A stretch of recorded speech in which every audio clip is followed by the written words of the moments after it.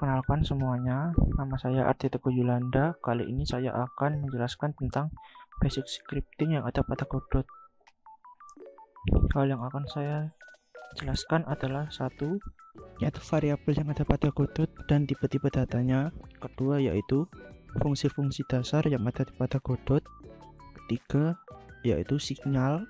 Dan terakhir, auto load. Pertama, yaitu variabel dan tipe data. Godot memiliki banyak sekali variasi dari tipe data. Contohnya yaitu pada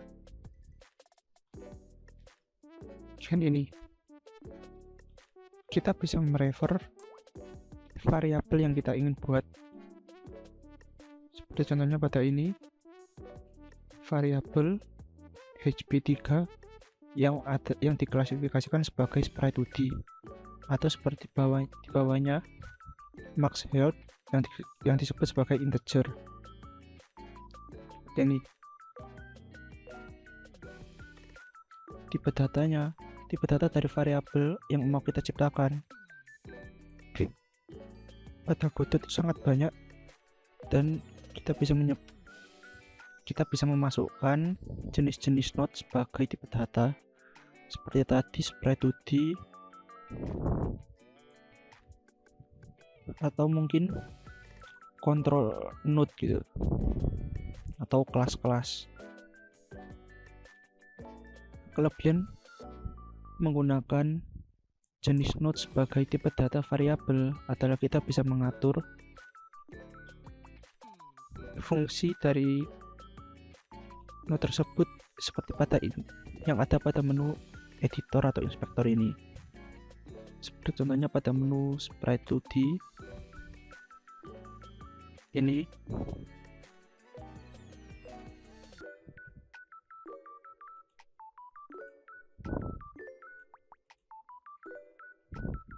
Nah, kita bisa mengatur contohnya pada bagian ini frame. Ketika di sini kita tulis sebagai 8,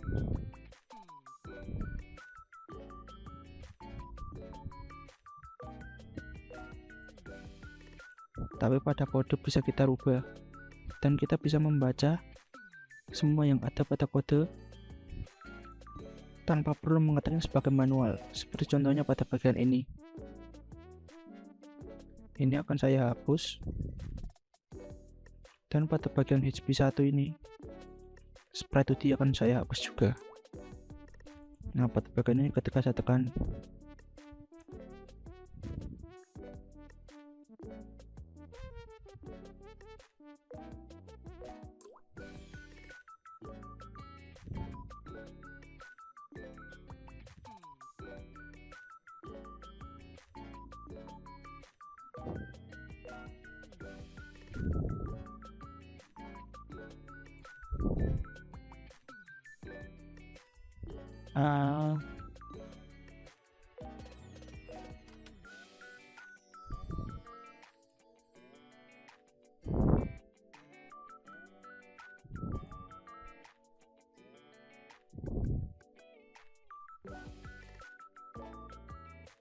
nah,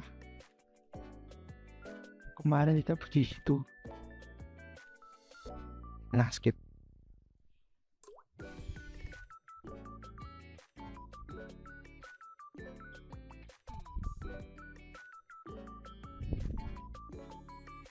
Nah, kelebihan mengatur tipe data dari variabel menggunakan jenis node agar kita bisa mengakses propertinya langsung dengan otomatis. Dengan agar editor itu langsung mengetahui apa saja properti yang ada pada node ini, seperti contohnya ini frame. Ketika kita hapus, saya tekan F, nah frame akan langsung muncul. Kita juga langsung kita tidak merefernya langsung dan menggunakan var biasa. Selain itu, kita juga bisa selain mengatur onReady untuk memilih variabel yang akan kita pasangkan sebagai node yang sudah ada pada scene. Seperti contohnya ini digunakan untuk merefer sprite hb2 ini kita harus gunakan onReady. Jika kita tidak menggunakan onReady, maka akan error. Karena onReady diperlukan untuk merefer node sebelum kode dijalankan. Selain onReady, kita juga bisa menggunakan export. Nah, seperti pada ini. Fungsi dari export adalah agar kita bisa mengedit variabel yang kita inginkan pada editor. Seperti contohnya ini. Pada daerah hotbox, saya taruh damage dan delay dari setiap serangan pada bagian editor menggunakan export. Kelebihannya selain bisa kita edit pada editor, ketika saya menduplikasinya lagi, saya tidak perlu dan ingin membuat nilainya menjadi berbeda, saya tidak perlu membuat kodenya menjadi mengcodingnya lagi. Seperti ini contohnya.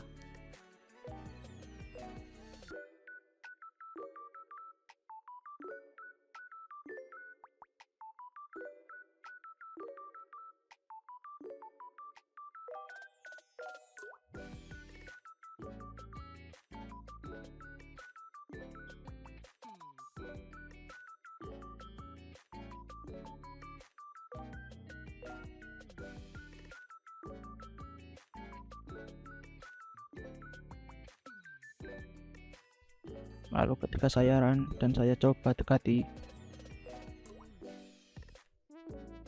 kedua area tersebut akan menghasilkan damage yang berbeda.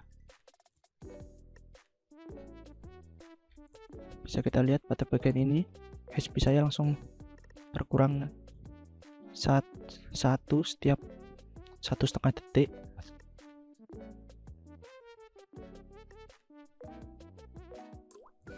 Lalu pada saat yang ini hanya berkurang setengah. Itu adalah salah satu kelebihan menggunakan export. Lalu selanjutnya adalah fungsi dasar yang ada pada Godot, seperti fungsi bawaan.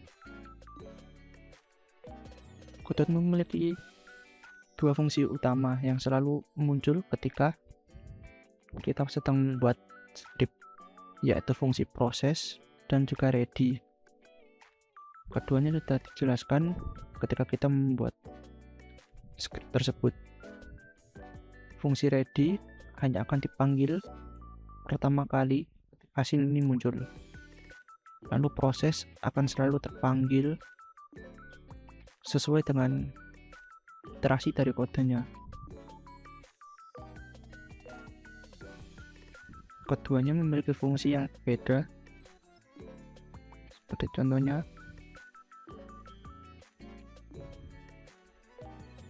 pada bagian UI, fungsi ready digunakan hanya untuk menyambungkan signal yang ada pada button atau antar node. Lalu fungsi proses seperti pada player digunakan untuk mendeteksi input, karena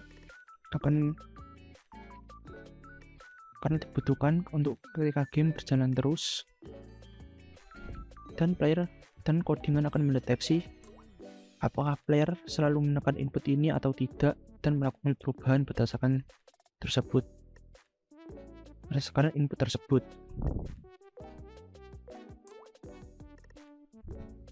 Lalu selain dua fungsi itu, ada fungsi lagi yang penting, yaitu unhandled input. Fungsi tersebut berfungsi untuk mendeteksi input apa saja yang ditekan player. Perbedaan pendeteksi input di sini dan juga di proses adalah pada bagian ini, input hanya bisa terdeteksi sekali saja ketika ditekan pertama. Lalu kode akan mengeksekusi apa saja perintahnya. Berbeda dengan ketika di basic process yang akan terpanggil terus ketika ditekan. Jadi tidak akan memberati performa. Lalu untuk mendeteksi input ada dua cara, yaitu pertama menggunakan event. Event bisa kita atur pada bagian project setting, lalu input map, kita masukkan nama eventnya atau actionnya, lalu kita atur kita ingin trigger menggunakan tombol apa.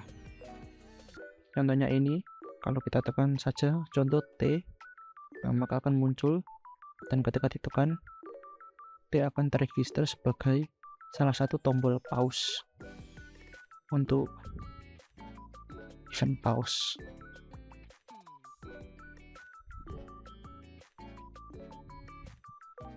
Selain itu, kita juga bisa langsung mendeteksi input yang ditekan pada keyboard dengan menggunakan input is key pressed. Pada bagian ini kita akan langsung mendeteksi apa saja yang ditekan. Contohnya pada bagian ini, karena pause tadi sudah dipasang menggunakan tab dan ini juga ditekan tab. Keduanya memiliki fungsi yang berbeda, yaitu pause dan satunya untuk ngeprint ini key tab.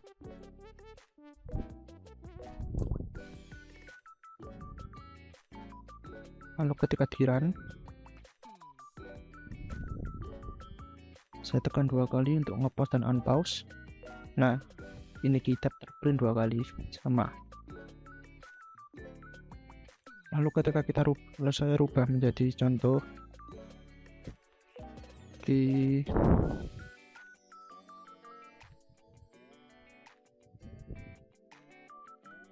art, lalu saya run,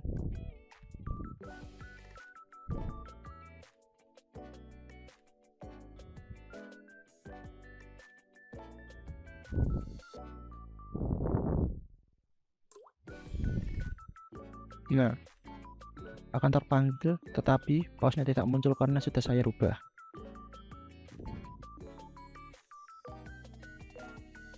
Perbedaan dari dua fungsi ini adalah yang satu menggunakan event. Nah, event dengan menggunakan event kita bisa lebih leluasa seumpama kita ingin merubah control mappingnya. Seperti yang tadi menggunakan tab, mungkin bisa kita rubah menjadi T dengan kode, karena tab sendiri terregister pada event. Namun jika kita menggunakan input key press, key tersebut akan terpatenkan pada kode dan kita hanya perlu menekan key tersebut saja dan membuat fungsi yang ketika key tersebut ditekan menjadi tidak fleksibel dan tidak bisa dirubah ketika game sedang berjalan. Lalu selanjutnya adalah signal. Setiap node yang ada di Godot memiliki signalnya masing-masing.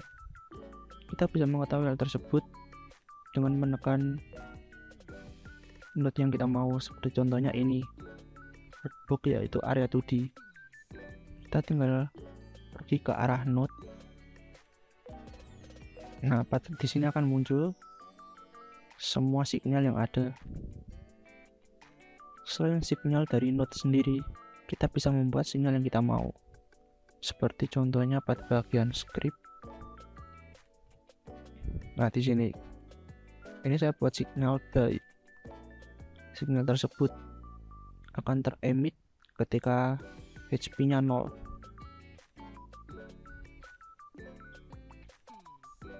Nah, signal sendiri memiliki dua fungsi utama, yaitu emit seperti tadi dan connect. Hal yaitu sesuai namanya, emit yaitu adalah memunculkan signal tersebut. Lalu connect sendiri adalah untuk menyambungkan sinyal tadi dengan fungsi yang ada pada kode. Jadi ketika sinyal tersebut teremit atau muncul kode yang terkonek pada signal akan otomatis berjalan. Seperti contohnya tadi pada signal die itu tersambung pada bagian ini, die connect pada fungsi die pada bagian UI. Ya, mari kita lihat apa fungsinya.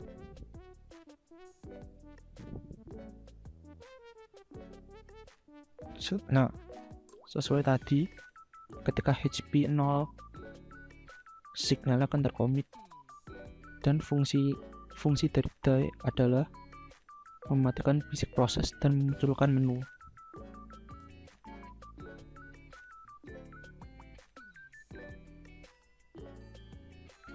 Nah, bisa kita lihat menu sudah muncul dan basic proses tidak berjalan, yaitu ketika saya tekan tombolnya tidak bergerak.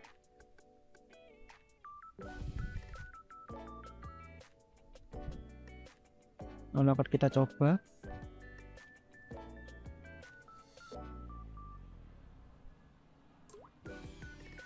Ini basic prosesnya kita matikan.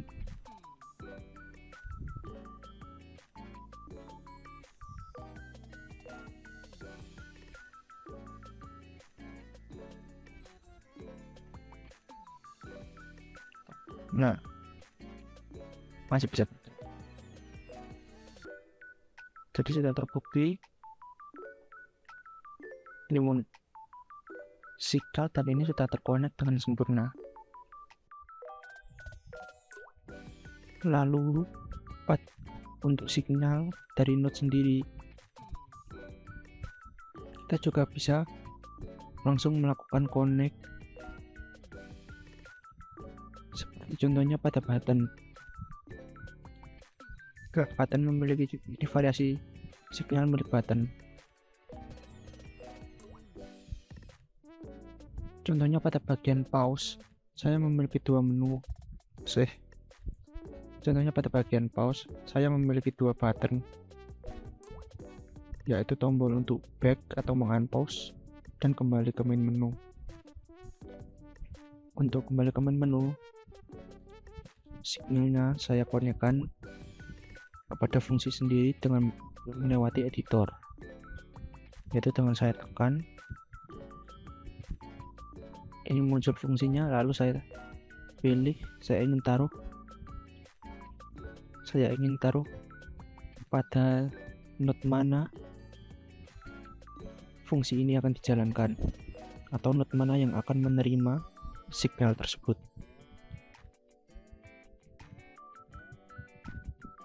Lalu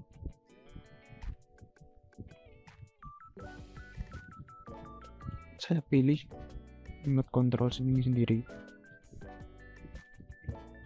Namun bisa kita lihat pada menu back, signal press-nya tidak tersambung pada apapun, tapi tetap kerja.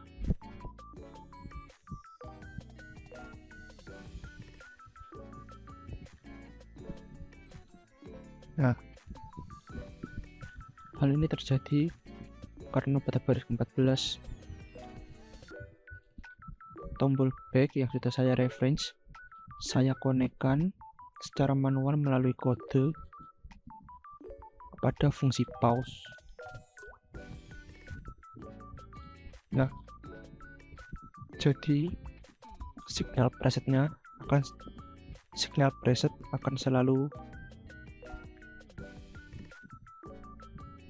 jadi ketika tombol ditekan akan selalu mengirim signal preset dan diterima oleh node UI dan mengaktifkan fungsi pause ini.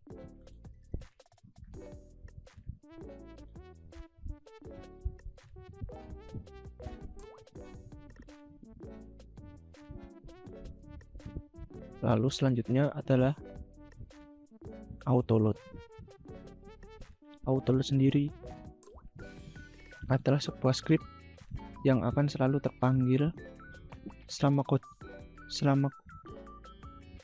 game berjalan.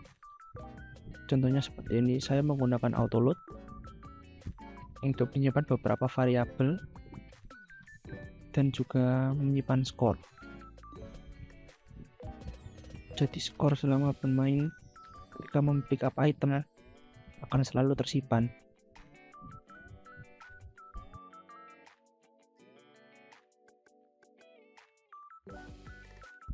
Di sini saya mengambil 5 koin dan saya akan kembali ke main menu. Lalu ketika kembali, skor tersebut akan terload, dan ketika saya mengambil koin lagi,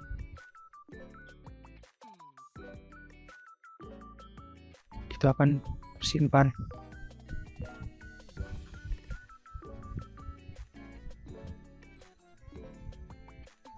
Hal tersebut terjadi karena pada saat menu UI saya lakukan pengecekan dengan melakukan referensi autoload.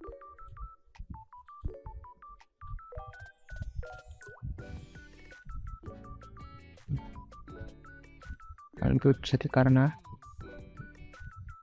saya atur teksnya menjadi autoload. Nah, kita bisa mengatur autoload sendiri dengan project setting,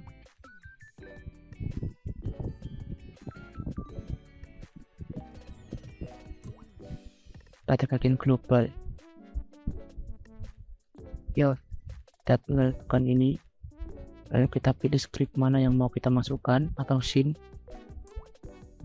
Habis itu kita seperti contohnya ini, sampai ada NPC ini, nah kita tinggal tekan saja, lalu kita pilih kita mau menamai apa untuk ketika kita mau mereferensinya dalam script.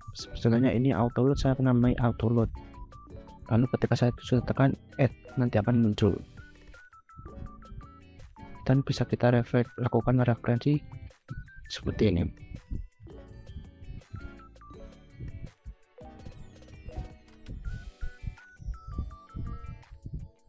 Lalu kembali kepada variabel, kita juga bisa melakukan manipulasi pada value dari setiap node. Di contohnya,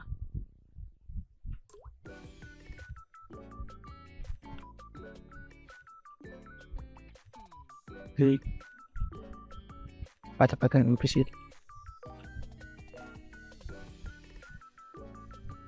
kita bisa merubah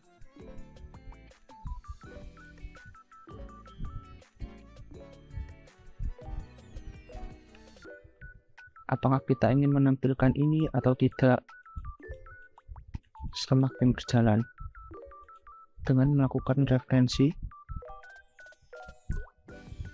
Contoh,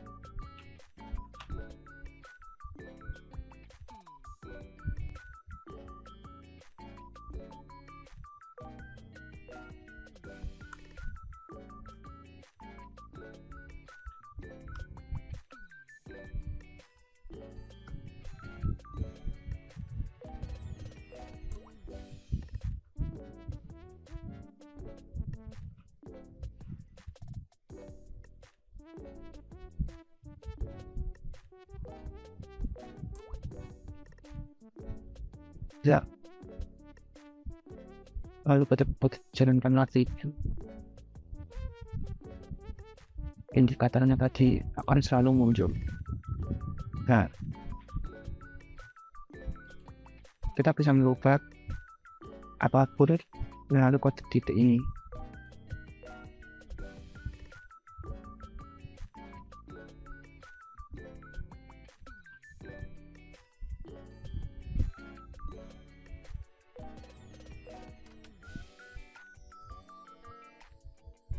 Lalu kita juga semua materi playernya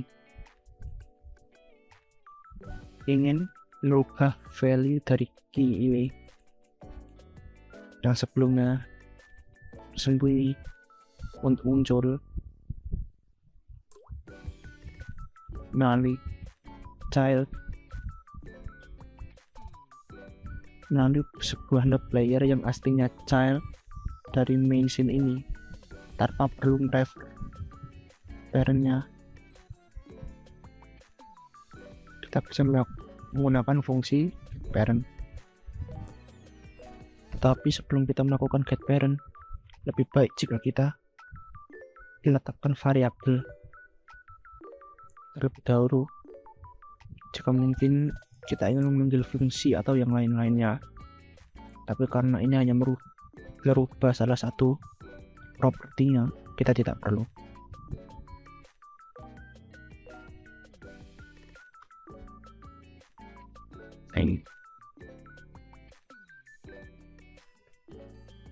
Lalu kita pilih get node, lalu kita pilih key, kita temukan isi ke sumber teman true. Apa yang kita tekan,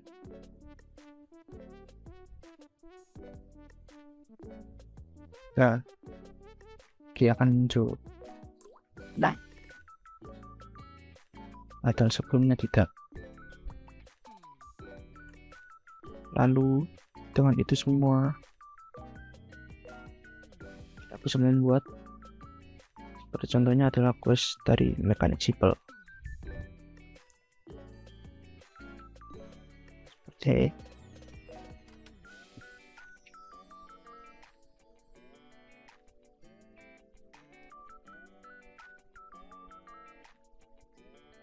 semoga penjelasan kali ini bermanfaat.